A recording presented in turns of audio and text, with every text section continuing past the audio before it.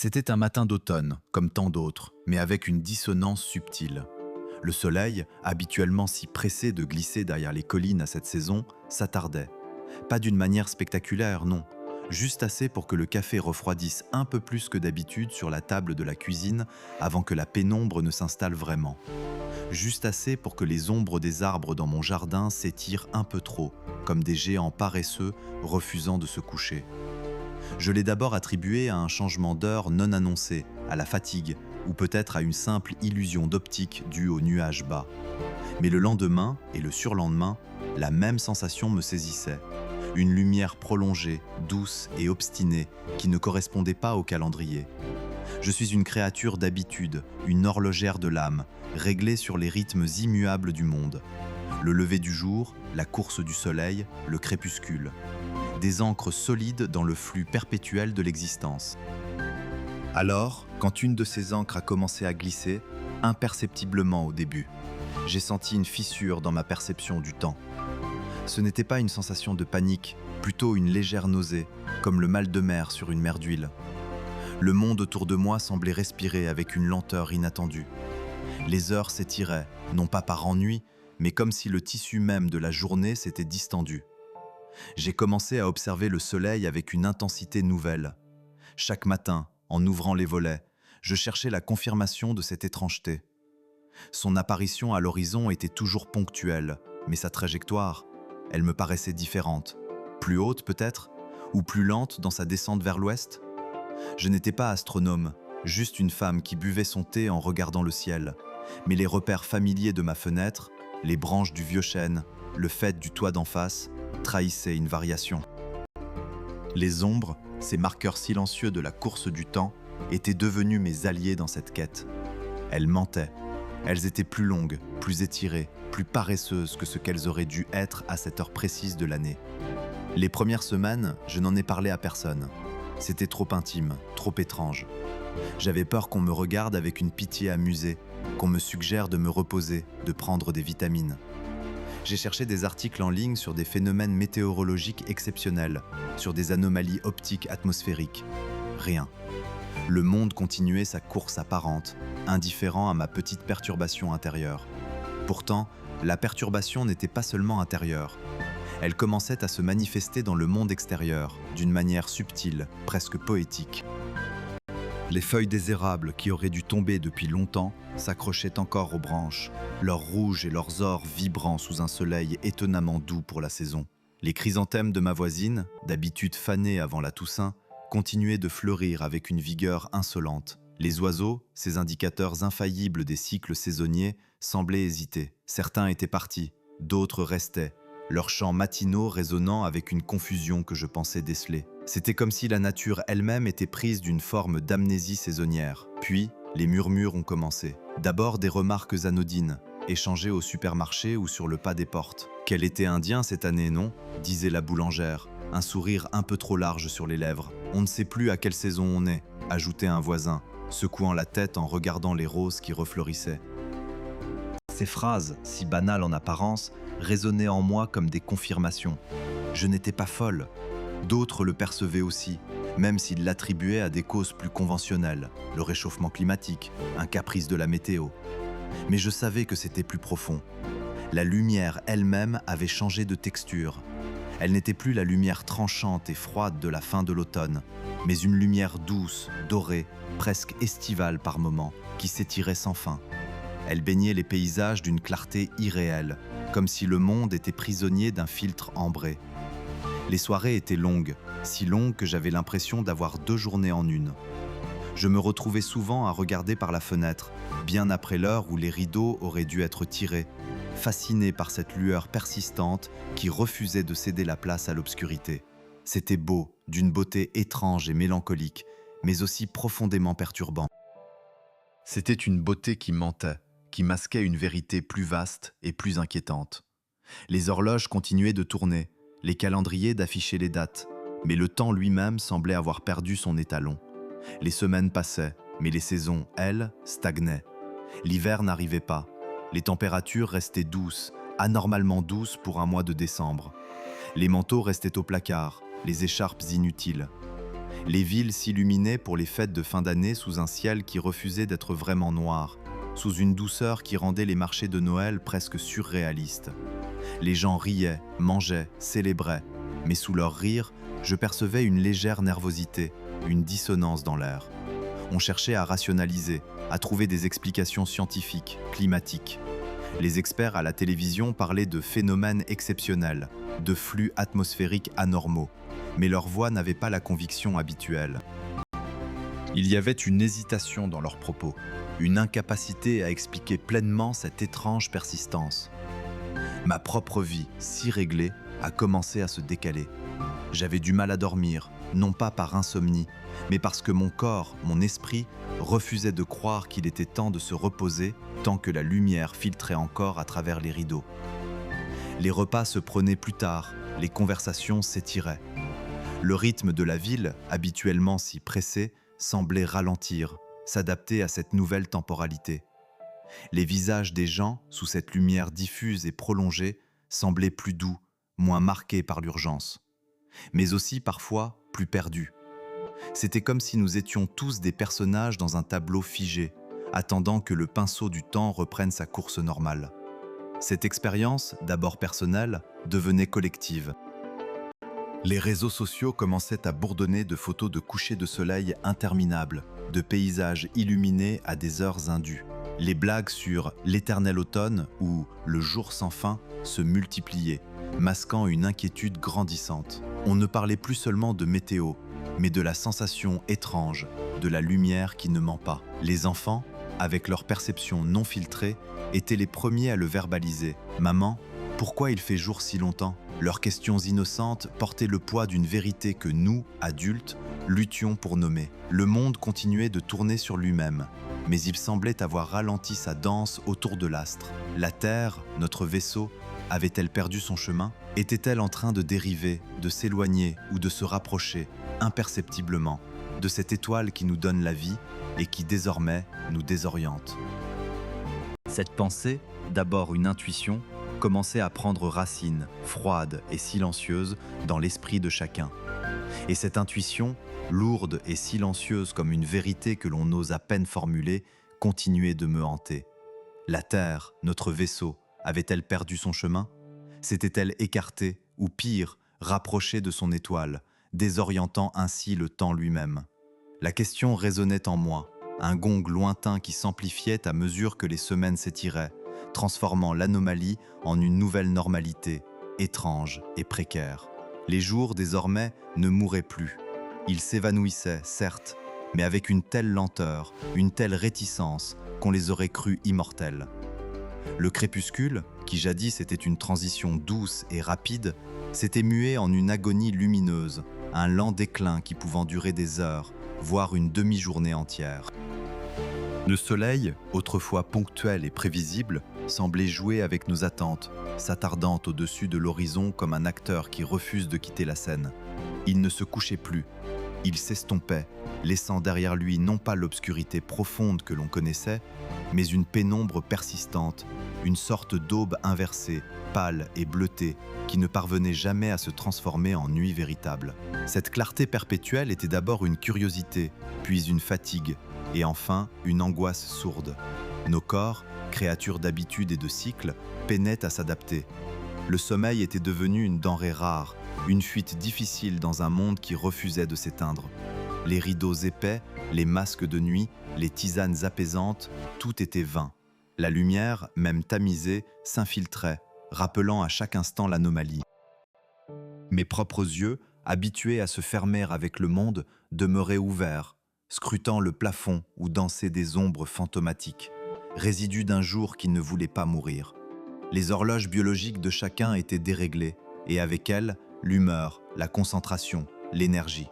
Une irritabilité rampante s'installait, comme une mousse sur les pierres humides. Les villes, habituellement rythmées par le va-et-vient des lumières artificielles et naturelles, prenaient un aspect surréel. Les lampadaires, autrefois phares dans la nuit, semblaient désormais superflus, faibles échos d'une lumière solaire qui ne s'éteignait jamais vraiment.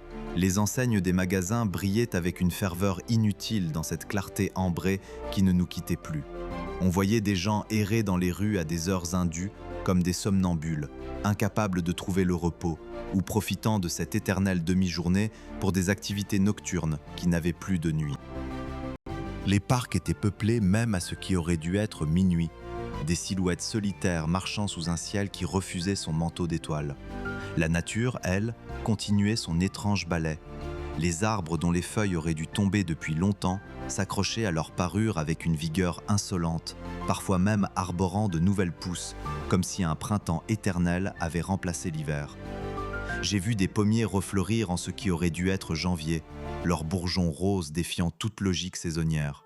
Les oiseaux, ces fidèles messagers du temps, étaient désorientés. Leurs chants, autrefois si précis, résonnaient à des heures inattendues, hésitants, comme s'ils cherchaient à se synchroniser avec un lever de soleil qui n'en finissait pas de commencer. Certains migraient, d'autres restaient, leurs instincts brouillés par cette amnésie saisonnière que la terre semblait avoir contractée. Les animaux domestiques, eux aussi, montraient des signes de perturbation, leur cycle de sommeil et d'alimentation complètement chamboulé. Mon chat, d'ordinaire si réglé, passait ses journées à miauler devant la fenêtre, puis s'endormait brusquement en plein repas, comme terrassé par une fatigue inattendue. Les experts à la télévision, dont les visages s'affichaient de plus en plus souvent sur nos écrans, semblaient de plus en plus désemparés. Leurs explications, au départ rassurantes et axées sur des phénomènes climatiques extrêmes, se faisaient de plus en plus évasives, parsemées de termes techniques incompréhensibles et de modèles informatiques qui ne cessaient de se contredire. On parlait de déviation de l'axe de rotation, d'anomalies gravitationnelles, de fluctuations magnétiques. Les mots étaient grands, complexes, mais ne parvenaient pas à masquer la peur silencieuse dans leurs yeux. Les cartes météorologiques, autrefois si claires, étaient devenues des œuvres d'art abstraites, avec des températures estivales en plein cœur de ce qui aurait dû être l'hiver, et des zones de pression qui stagnaient sans raison. Les prévisions n'avaient plus de sens. Sur les réseaux sociaux, le ton avait changé. L'incrédulité amusée avait cédé la place à une anxiété palpable. Les mèmes sur « le jour sans fin » ou « l'été éternel » étaient devenus rares, remplacés par des messages d'insomnie collective, des interrogations existentielles, des théories du complot fantaisistes et surtout des appels à l'aide, des expressions de solitude face à cette réalité insaisissable. Les photos de couchers de soleil interminables, autrefois partagées avec émerveillement, étaient désormais publiées avec une pointe de lassitude, voire de désespoir. Le monde entier partageait la même expérience, le même décalage, la même fatigue. Ma propre vie, cette routine si précieuse que j'avais toujours cultivée, s'était désagrégée.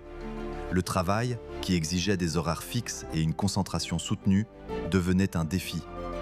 Les rendez-vous étaient manqués, les échéances repoussées, les réunions interminables.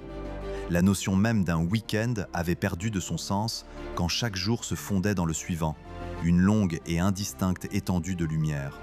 J'avais toujours été une horlogère de l'âme, mes journées sculptées par les heures, les saisons, les rituels. Mais maintenant, l'horloge était brisée, ses rouages grippés, et je me sentais perdu dans un temps devenu élastique, sans repère. Je passais mes journées à la fenêtre, observant le monde comme un entomologiste observe une espèce rare. La lumière, autrefois réconfortante, était devenue une présence oppressante. Elle baignait tout d'une teinte dorée, parfois irréelle, qui transformait les paysages familiers en tableaux figés, comme si nous étions tous des personnages dans une peinture sans fin. Les ombres, ces fidèles compagnes du temps, étaient devenues des entités étranges, s'étirant démesurément sans jamais disparaître, ou changeant d'orientation de manière imprévisible, trahissant une source lumineuse dont la trajectoire n'était plus celle que nous connaissions. Les enfants, avec leur innocence désarmante, étaient les premiers à poser les questions les plus justes. « Maman, pourquoi la nuit ne vient plus ? Maîtresse, pourquoi le soleil est toujours là quand je me couche ?» Leur voix claire et sans filtre perçait le déni collectif, pointant du doigt l'éléphant dans la pièce que les adultes s'efforçaient d'ignorer ou de rationaliser. Leurs dessins, autrefois peuplés de soleils éclatants le jour et de lunes souriantes la nuit, montraient désormais des ciels où le soleil et une lune pâle coexistaient, ou des soleils qui ne se couchaient jamais, des traits orange et rose s'étirant à l'infini sur le papier. C'était leur manière de documenter la nouvelle réalité, sans les filtres de la peur ou de l'habitude. Et cette question, cette intuition grandissante, continuait de me tenailler. La Terre, notre vaisseau, avait-elle vraiment dévié de sa course ? Avait-elle ralenti, accéléré, ou pire, avait-elle été tirée hors de son orbite régulière, comme un caillou qu'on lâche d'une fronde? L'idée était vertigineuse, terrifiante, et pourtant, elle semblait la seule explication à cette dissonance profonde, à cette rupture du contrat silencieux que nous avions avec le cosmos. Nous étions des passagers à la dérive, et le monde, ce monde que nous pensions connaître et maîtriser, était devenu un étranger. Le sentiment de solitude, qui m'avait d'abord étreinte, commençait à se diluer dans une forme de communion étrange. Nous étions tous dans le même bateau, sous le même soleil éternel. Les regards que nous échangions dans la rue, au supermarché ou à la boulangerie de ma voisine n'étaient plus les mêmes. Ils portaient le poids d'une vérité partagée, d'une perplexité collective. Il y avait une sorte de reconnaissance silencieuse dans ces yeux fatigués, une acceptation tacite que quelque chose d'immense et d'irréversible était en train de se produire, au-delà de notre compréhension et de notre contrôle. Nous étions devenus une communauté d'insomniaques, de rêveurs éveillés, attendant que le monde retrouve son chemin, ou qu'il nous révèle la nouvelle destination de notre voyage sans fin. Cette communion silencieuse, je l'apercevais dans le regard las de la boulangère, dont les miches de pain semblaient porter le poids des heures supplémentaires, dans le hochement de tête entendu de mon voisin, le jardinier, qui arrosait ses géraniums en plein mois de décembre, et dans le murmure des enfants, à l'école, qui demandaient encore et toujours « C'est quand la vraie nuit, maîtresse ?» Il n'y avait plus de besoin de mots. L'évidence s'était drapée d'une lumière éternelle, et nous nous y débattions comme des papillons de nuit attirés par une flamme qui refusait de s'éteindre. Les semaines s'étiraient, non pas en longueur, mais en une étrange dilatation. Chaque jour durait ce qui semblait être 2, parfois 3 de nos anciennes journées. Le soleil, cet astre autrefois si prévisible, s'était mué en un invité indélicat qui s'incrustait, peinant à quitter la scène.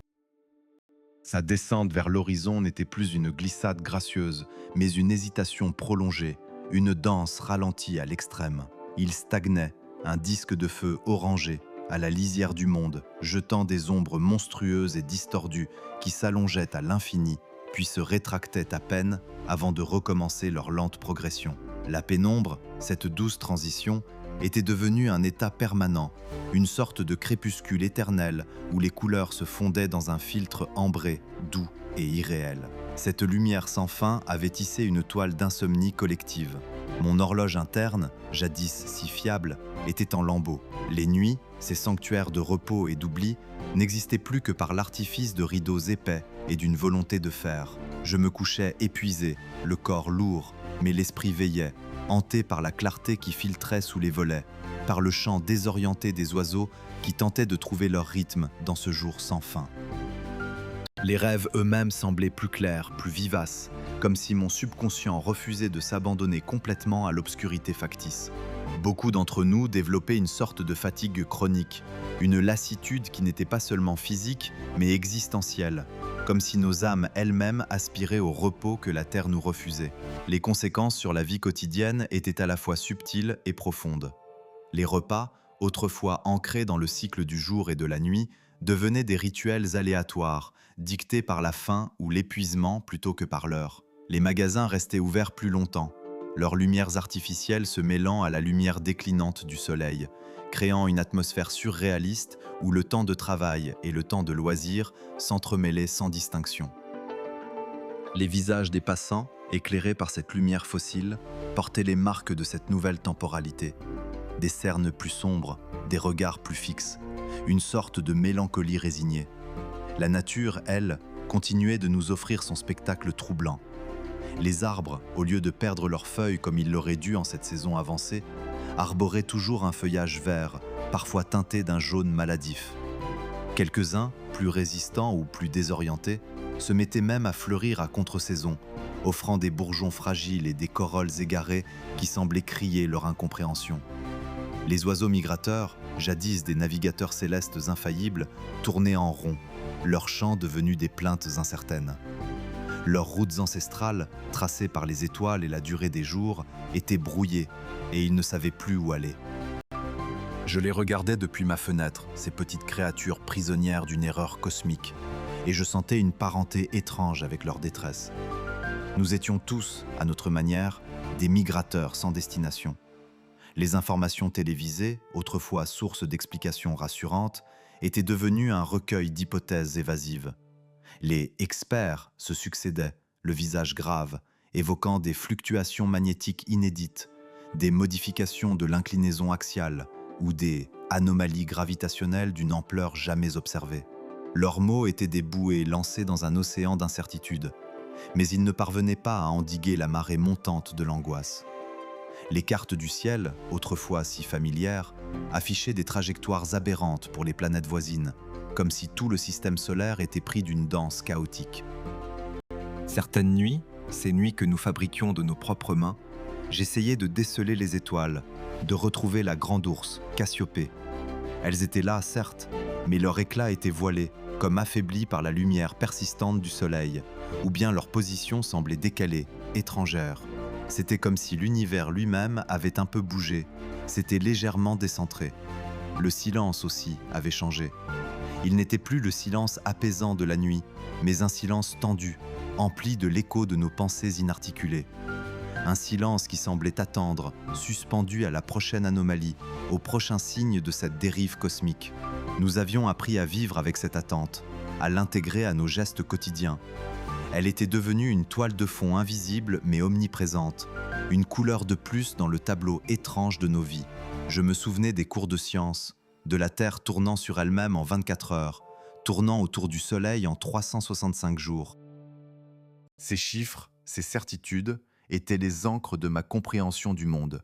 Et maintenant, ces ancres avaient été arrachées. Le mouvement, cette constante fondamentale de l'existence, était devenu une question ouverte. La Terre, notre vaisseau, notre maison, avait-elle ralenti sa course ? S'était-elle déportée, légèrement, imperceptiblement, modifiant son angle par rapport à l'étoile qui nous donnait vie ? La pensée était vertigineuse. Nous étions des passagers d'un navire dont le capitaine avait perdu le cap et dont l'équipage se contentait d'observer les étoiles avec une perplexité croissante. Certains cherchaient le réconfort dans la spiritualité, d'autres dans une forme d'hédonisme désespéré. Les bars et les cafés restaient animés à des heures indues, les rires étaient plus forcés, les conversations plus superficielles, comme pour masquer le vide grandissant. Mais sous cette agitation, je percevais toujours cette communion silencieuse, ce fil invisible qui nous reliait tous.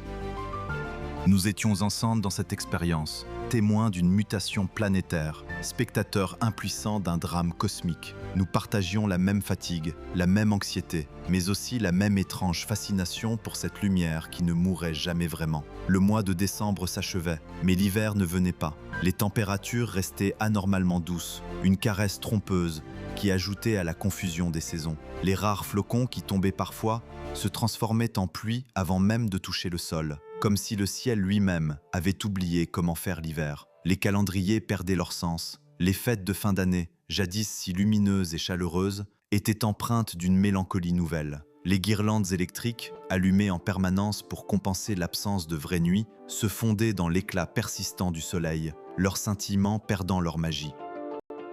Elles étaient devenues des symboles de notre tentative vaine de recréer un monde qui n'existait plus. Un soir, ou ce qui passait pour un soir, au vu de l'heure sur ma montre et de la pâleur du soleil à l'horizon, j'ai observé la Lune. Elle était pleine, d'un blanc fantomatique, mais son orbite semblait étrange. Elle montait plus lentement, son mouvement moins régulier que dans mes souvenirs. Était-ce une illusion d'optique due à la lumière ambiante, ou bien la Lune elle-même était-elle affectée par cette perturbation gravitationnelle ? Sa présence semblait plus lointaine, plus indifférente, comme si elle aussi s'éloignait de nous. La Terre n'était plus la seule à dériver.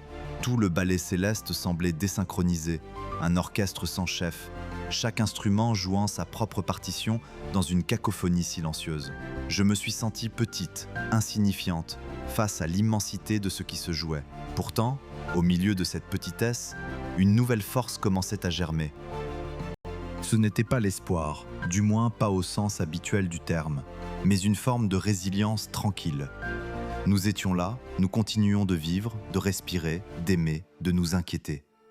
Nous nous adaptions, lentement, maladroitement, à cette nouvelle réalité. Le monde avait changé, et avec lui, notre perception de nous-mêmes.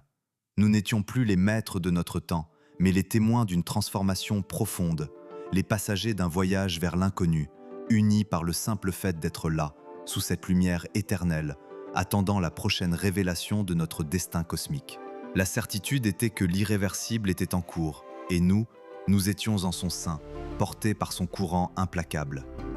La résilience, ce mot si humain, s'étirait désormais comme le jour sans fin lui-même, une sorte de muscle psychique distendu jusqu'à la rupture, mais qui, étrangement, tenait bon. Cette communion étrange, dont les premiers jours n'avaient été que les prémices, s'était tissée dans le silence des regards échangés, dans la lenteur partagée des gestes, dans cette lassitude collective qui portait le poids d'une vérité trop grande pour être verbalisée. Nous étions tous des horlogers de l'âme sans montre, des navigateurs sans boussole, scrutant le même ciel figé, le même astre paresseux qui refusait de céder sa place. Les semaines s'étaient muées en une succession indistincte de clartés persistantes. Le concept de jour et de nuit n'était plus qu'une relique de notre passé, un souvenir flou, presque mythique, d'un temps où le monde respirait selon un rythme immuable. Désormais, le soleil, tel un œil jaune et fatigué, s'accrochait à l'horizon, refusant de s'incliner, projetant des ombres interminables qui mentaient sur l'heure, sur la saison, sur la nature même de l'existence. La lumière, d'une intensité trompeuse, s'était imprégnée d'une mélancolie nouvelle, un filtre ambré qui colorait nos paysages d'une beauté irréelle, mais qui nous privait aussi de la douce intimité de l'obscurité. J'avais toujours été une créature d'habitude, ma vie rythmée par le balancier invisible des heures, des saisons, des cycles lunaires. Mais ces ancres solides s'étaient toutes détachées, me laissant flotter dans un océan de présent éternel. Les repas se prenaient à des moments arbitraires, le travail, pour ceux qui en avaient encore la force ou la nécessité, s'étirait ou se contractait sans logique. Le sommeil, lui, était devenu un luxe, une bataille perdue d'avance contre cette lumière omniprésente qui s'infiltrait par les moindres interstices, même à travers les rideaux les plus épais. Les nuits, quand elles s'aventuraient à apparaître, n'étaient que des pénombres diffuses, des demi-obscurités où le ciel, au lieu de se parer d'étoiles, restait teinté d'un bleu profond, presque électrique, comme si une aurore boréale perpétuelle s'était installée au-dessus de nos têtes. Cette absence de véritable nuit était peut-être la plus insidieuse des tortures. Elle déréglait non seulement nos corps, mais aussi nos esprits. Les rêves, quand ils venaient, étaient des fragments incohérents, des échos d'un monde perdu, peuplé de soleils jumeaux ou de lunes déformées. La mémoire elle-même commençait à se distordre. Combien de jours s'étaient écoulés depuis le début? Était-ce une semaine, un mois, un an? La notion de temps linéaire s'effritait, remplacée par une sorte de présent continu, une spirale hypnotique où chaque aujourd'hui ressemblait étrangement au hier et au demain. Les enfants, ces petites éponges de l'existence, étaient les premiers à s'adapter, ou du moins à manifester leur confusion avec une franchise désarmante. « Maman, c'est quel jour aujourd'hui ?» demandait la petite fille de ma voisine, les yeux ronds et fatigués, même en plein milieu de ce qui aurait dû être une après-midi ensoleillée. Et la mère, avec une tendresse infinie et une pointe d'impuissance dans la voix, répondait « C'est aujourd'hui ma puce, c'est toujours aujourd'hui ». Leur jeu s'était adapté à cette lumière constante.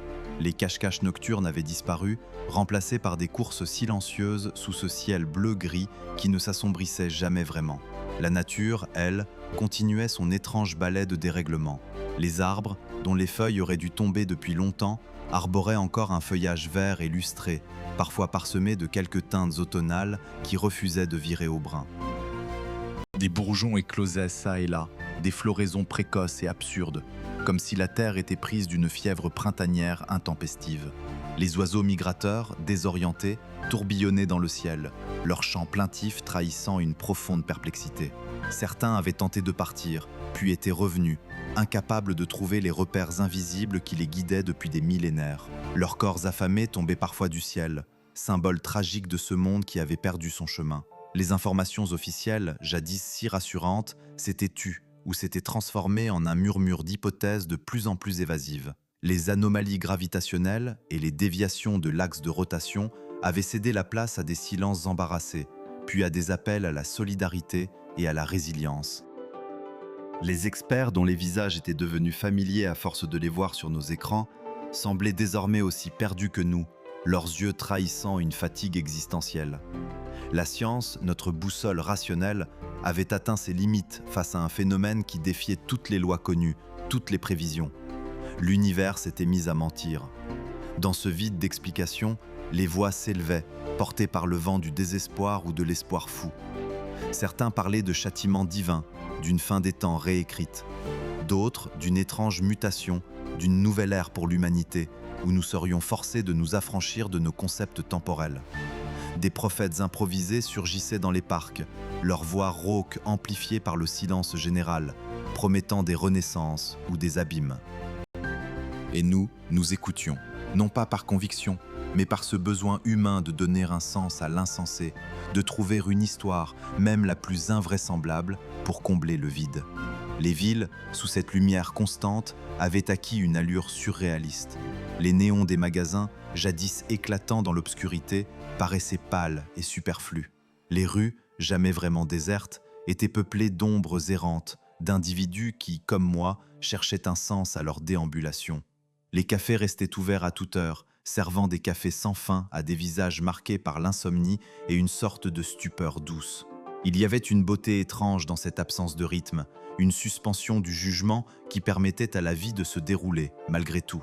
On riait moins fort, on parlait plus bas, comme si le monde entier était devenu une immense salle d'attente, où chacun attendait le prochain signe, le prochain mouvement de ce vaisseau immobile. Ma propre vie s'était transformée en une succession de rituels dérisoires. Je continuais à arroser mon jardin, même si les plantes semblaient avoir perdu toute notion de saison. Je lisais des livres, me perdant dans les récits d'un passé où les jours et les nuits s'alternaient avec une régularité apaisante. Je regardais les étoiles, quand le ciel daignait s'assombrir suffisamment pour les laisser apparaître, leur scintillement lointain me rappelant que, quelque part, l'univers continuait son ballet, indifférent à notre petite tragédie terrestre. La Lune, elle aussi, avait quelque chose d'anormal. Son orbite semblait plus erratique, ses phases plus longues ou plus courtes, comme si elle hésitait, elle aussi, à poursuivre sa danse autour d'une Terre dont la propre cadence s'était brisée. Elle était devenue une complice silencieuse de notre désorientation, un miroir pâle de notre perte. Le froid, qui aurait dû mordre l'air depuis des semaines, restait timide, une brise légère qui ne parvenait pas à nous glacer jusqu'aux os. C'était comme si la Terre, dans son immobilité forcée, avait perdu non seulement son sens de l'orientation, mais aussi sa capacité à réguler ses propres températures. Les variations étaient devenues imprévisibles, des coups de chaleur soudains succédant à des fraîcheurs inattendues, sans la logique des saisons. Nous étions des personnages dans un tableau figé, mais un tableau dont les couleurs et les lumières continuaient de changer de manière subtile, presque imperceptible, nous rappelant que si le mouvement orbital s'était arrêté, d'autres forces, d'autres altérations étaient à l'œuvre. Cette nouvelle temporalité, ou plutôt cette absence de temporalité, était devenue notre prison et notre liberté. La pression du « il faut faire » s'était estompée, remplacée par un « que faire » existentiel. Les projets à long terme semblaient dérisoires, les ambitions passées, futiles. Ce qui restait, c'était le présent, un présent étiré, élastique, parfois magnifique dans sa permanence, parfois terrifiant dans sa vacuité. Nous étions devenus des observateurs patients, des témoins d'une transformation cosmique qui se déroulait sous nos yeux, avec une lenteur majestueuse et une indifférence absolue. Et dans cette attente, une question silencieuse persistait, suspendue dans l'air comme la lumière elle-même. Cette immobilité, était-elle la fin ou le commencement d'un autre voyage, d'une autre dérive inattendue? Le vaisseau Terre avait-il simplement perdu son chemin ou s'était-il engagé sur une nouvelle route, une route que nous ne pouvions, avec nos anciennes cartes, ni comprendre, ni prévoir? Le temps a continué de s'étirer, mais ce n'était plus seulement l'allongement des jours qui nous troublait. Bientôt, la vérité, une vérité d'une brutalité cosmique, a percé le voile des théories hésitantes. La Terre n'était plus une horloge déréglée, mais une pierre lâchée. Notre monde était tombé hors de son orbite, s'engageant dans une chute lente et inexorable vers l'étreinte ardente de son soleil. Les mois qui suivirent furent une litanie de l'impossible. Les océans bouillonnants, les terres craquelées, l'air irrespirable. Les rêves d'évasion, de propulseurs géants, se sont évanouis comme des mirages sous le soleil grandissant. L'humanité, autrefois maîtresse de son destin, est devenue le passager impuissant d'un vaisseau-monde désemparé. Des villes entières ont fondu, des civilisations se sont effondrées, et la vie, dans sa forme la plus complexe, s'est retirée dans les profondeurs, attendant la fin. Mais même dans cette agonie planétaire, une dernière étincelle a brûlé, un défi à l'anéantissement. Quelque part, Dans un bunker oublié sous une croûte terrestre déjà incandescente, quelques-uns ont refusé que le grand livre de l'humanité se referme à jamais. Ils ont bâti une arche de mémoire, une minuscule capsule de survie, un murmure d'ADN, de savoir et de rêve, propulsé vers le vide, un testament silencieux de notre passage. Le jour où la Terre a embrassé le Soleil, non pas comme une amante mais comme une proie, j'ai senti le dernier frisson de ma propre existence se dissoudre dans la chaleur incandescente. Ce n'était pas une fin, mais une transformation, une énergie rendue à la source. Et maintenant, dans l'immensité silencieuse, la sonde dérive, un point minuscule, presque rien, mais portant en elle l'écho d'une symphonie inachevée, le fragment d'une conscience qui a osé regarder les étoiles et rêver d'elles. Peut-être qu'un jour, quelque part, au-delà de notre système solaire consumé, ce message sera intercepté. Peut-être qu'une autre horlogère, sur un autre monde, percevra ce battement lointain, cette empreinte de notre temps. La Terre est devenue une étoile dans le soleil, une poussière d'histoire. Mais son murmure voyage encore, un défi éternel à l'oubli. Ce n'est pas la fin de l'histoire, seulement la fin de notre chapitre. Le grand silence cosmique n'est pas vide, il attend d'être écouté. Et peut-être, un jour, l'écho de notre humanité trouvera une nouvelle oreille.